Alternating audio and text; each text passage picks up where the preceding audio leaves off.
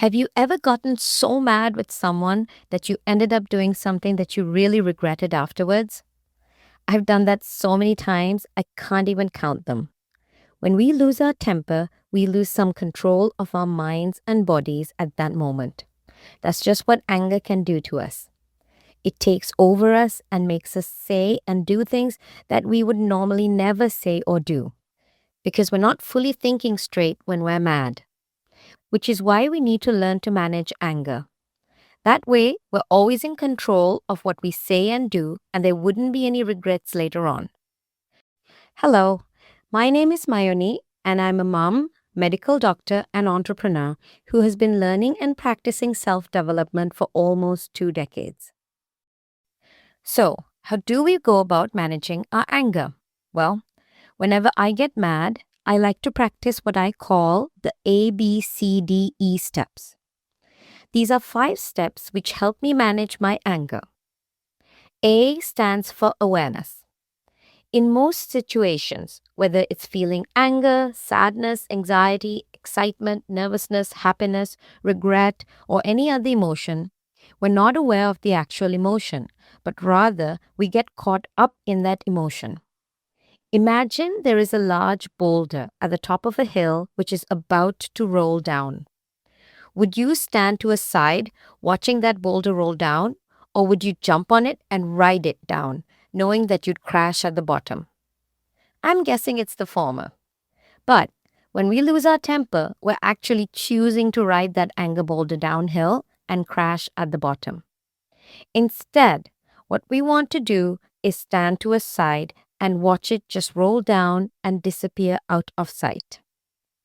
Basically, a person who is aware of their emotion is just a silent observer or bystander, and in doing so, the emotion itself quickly dies out because there's no one to interact with. However, a person who is unaware of the emotion, which is usually the case, becomes immersed and entangled in that emotion, which then continues to grow until it either explodes, like in anger, or completely envelops the person, like in sadness. So, when I'm angry, before I can do anything about it, I first have to be aware of the anger. If not, anger just takes over and it's like I'm on a roller coaster, but not at all a fun one. When I feel myself getting mad, I focus on the anger and make myself aware of it. I think to myself, oh, look, I'm starting to lose my temper. This awareness allows me to catch the anger emotion almost dead in its track.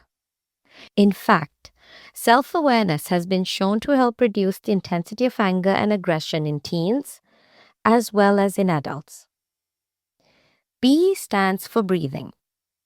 Once I'm aware that I'm getting angry, the next thing is to do something about it. So I breathe. I take deep breaths, as many as I need to take to start to calm my body down.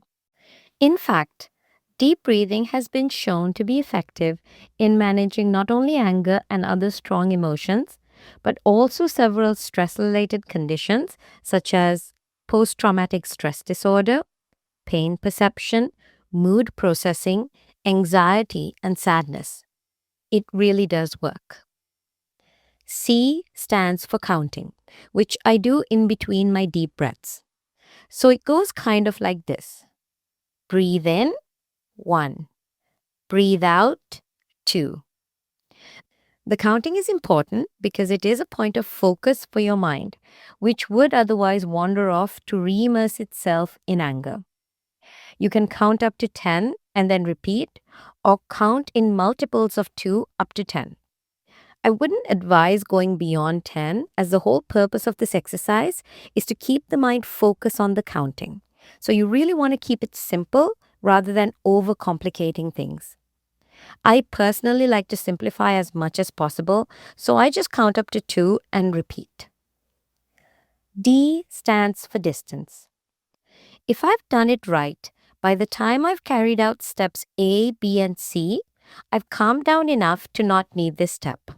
However, if I'm still feeling out of sorts, I'll put some distance between myself and the person or situation that resulted in me losing my temper. Usually, I'll go for a walk outside.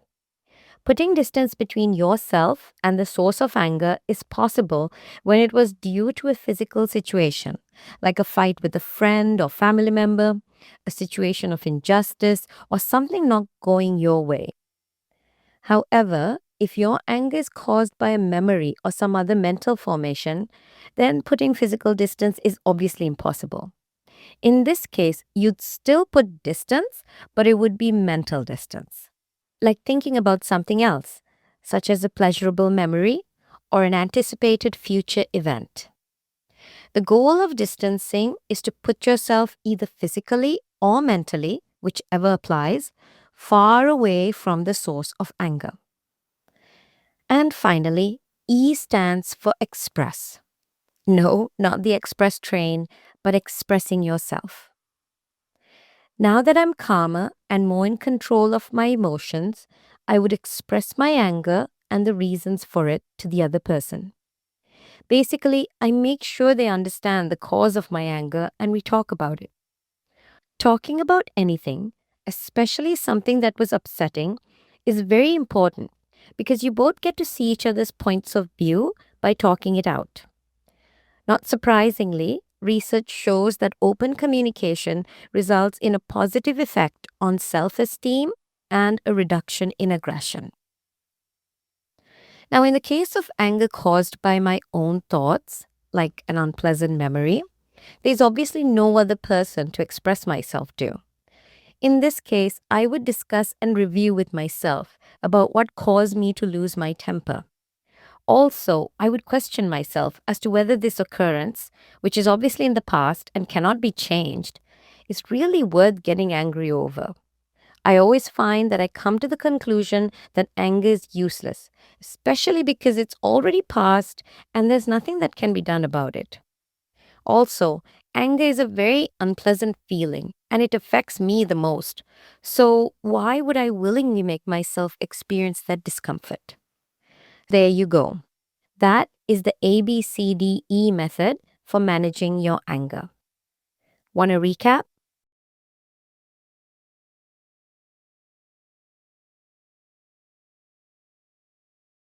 Awareness lets you know anger's coming fast or slow. Breathing calms you down, takes away your gloom and frown. Counting grounds your mind, so back to anger it won't fly. Distance gives you space, lets you take things at your pace.